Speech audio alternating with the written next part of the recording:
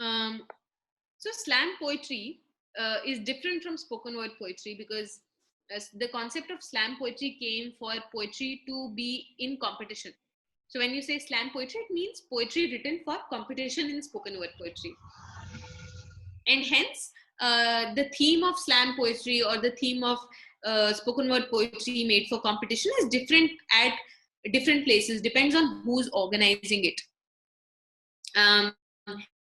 And if it is organized by someone in Hindi, then it is Hindi slam poetry. If it is organized by someone in Marathi, then it's Marathi slam poetry. So it doesn't have to be in any specific language. Completely depends on who's organizing it. Slam poetry is spoken word poetry for performance. Also, if you YouTube search slam poetry, you'll find various kinds of videos of children as well as adults, showcasing their slam out poetries. And that's one way to sort of acquaint yourself with this style of poetry as well.